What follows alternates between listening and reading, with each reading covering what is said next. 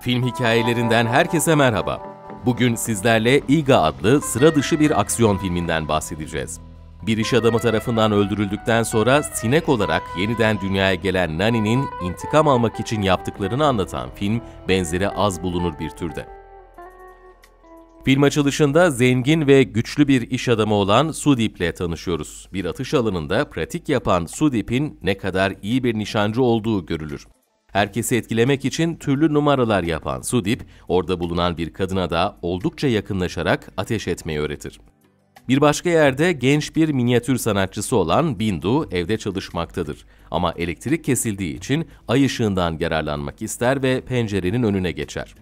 Bu sırada ona 2 yıldır aşık olan komşusu Nani, aşkını ispat etmek için ilginç bir düzenek kurmuştur. Feneri genç kıza vermek yerine alüminyum folyo ve çanak antenle ışığı ona yansıtır ve Bindu'nun elindeki işi bitirmesine yardımcı olur.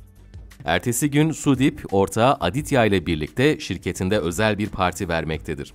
Yeni bir müşteriyle büyük bir anlaşma yapmışlardır. Aditya, bu büyük müşteriyi nasıl bağladıklarını merak eder ve cevabı çok geçmeden alır.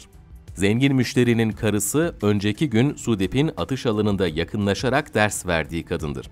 Ve Sudeep, işi bağlamak için kadını kullanmış, kocasını ikna etmesini sağlamıştır.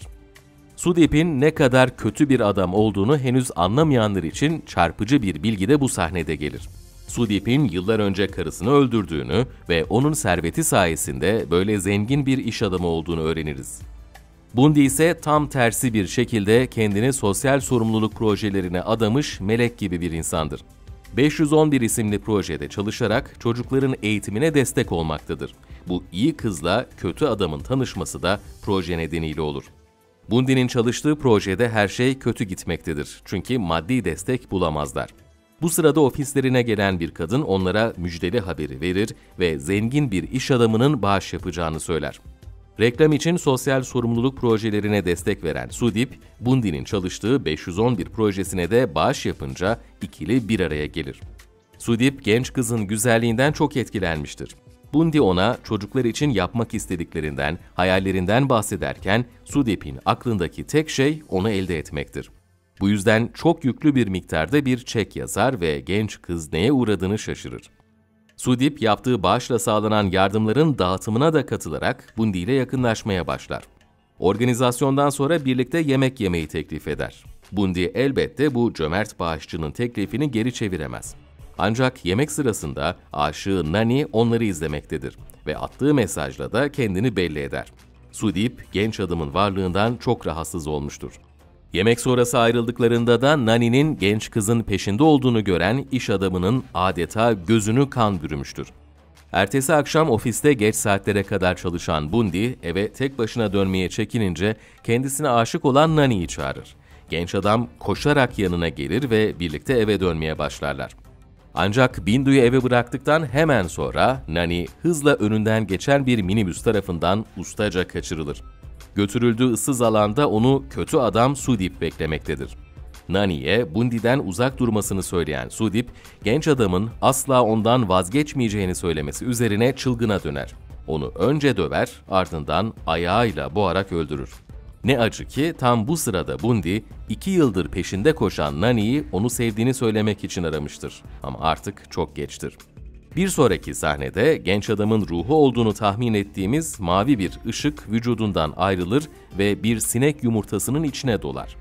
Ertesi gün darp edilen ve boğularak öldürülen Nani'nin cesedi polis tarafından bulunur ve ilginç bir şekilde kaza olarak adlandırılan olay kapatılır. Bundy, aşkına karşılık vermekte çok geç kaldığı Nani'yi o halde görünce perişan olmuştur. Aradan 10 gün geçer. Nani'nin ruhunun dolduğu sinek yumurtası olgunlaşmıştır. Nani uçmaya ilk başladığında kim olduğunu hatırlamaz. Çevrede uçar, çocuklarla eğlenir, kuşlardan kaçar ve sonunda bir eve sığınır. Burada düştüğü bardakta karşısında Sudeep'i görünce aklı başına gelir. Kendisini öldüren adama delice saldırmak ister. Ancak basit bir el hareketiyle kendini uzak bir köşede bulunca sineğe dönüştüğünü anlar.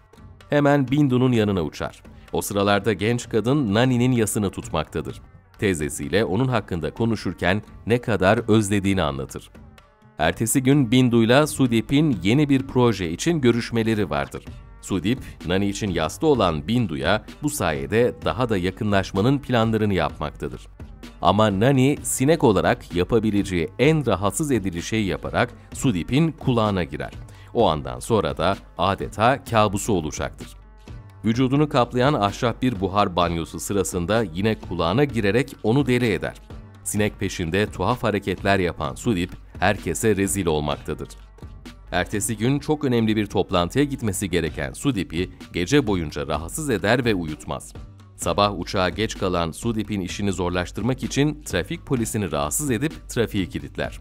Sudip uçağa yetişmek için iyice gaza bastığında da son hamlesini yaparak onun gözünü çizer. Bir anda acı içinde kalan Sudip kaza yapar ve araç içinde sıkışır. Nani o sırada cama "Seni öldüreceğim" diye yazar. Sudip artık kendisini öldürmek isteyen bir sinek olduğunun farkındadır. Kimse ona inanmaz ama o kendisini korumak için elinde sinek ilacıyla gezmeye başlar. Çevresindekiler her geçen gün onun delirdiğini düşünmeye başlarlar.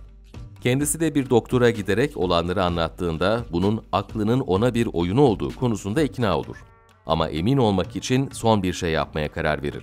Hurdalığa giderek kaza yaptığı aracın camını bulmaya çalışır ve her şeyin gerçek olduğunu camdaki yazıyı bulunca anlar. Aslında deli değildir. Bir sinek onu gerçekten de öldürmeye çalışmaktadır. Bu sırada sinek Nani gerçek kimliğini artık Bindu'ya da açıklamaya karar verir. Daha önce cama yazı yazdığı gibi bu kez Bundi'nin gözyaşlarıyla masaya "Ben Nani'yim" yazmayı başarır. Bindu çok şaşırıp sineğe elini alır ve "Sen gerçekten Nani misin?" der. Sinek kafa sallayarak onayladığında genç kadın bu tuhaf olaya ikna olur. Bundi ona büyüteçle bakarken el hareketleriyle kendisini Sudip'in öldürdüğünü de ona anlatır. Şok geçiren Bundi sineğe intikamını alması için ona yardım etmeye söz verir. İlk olarak minyatür ustalığını kullanan Bundi, sinek ilacından etkilenmemesi için Nani'ye özel bir maske ve gözlük imal eder. Bu sırada Sudip ve adamları evin her yerinde sinek avı başlatmıştır. Onu yakalamak için her yolu dener ama bir türlü başarılı olamazlar. Nani bir sigara izmaritiyle Sudip'in yatağını ateşe verir ama adam son anda kurtulmayı başarır. Bu kez Bundi ile birlikte sıra dışı bir plan yaparlar. Bundi, onun taşıyabileceği bir sepete barut koyarak Sudip'in odasındaki minyatür topun içine doldurmasını söyler.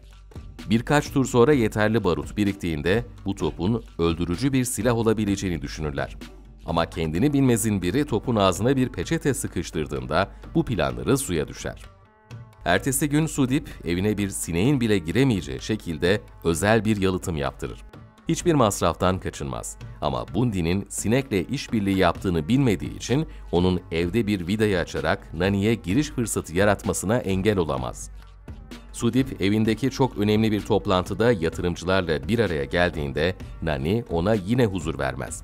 Sineği gördüğü her yatırımcıya tekme tokat saldırdığında şirketini iflasın eşiğine getirir.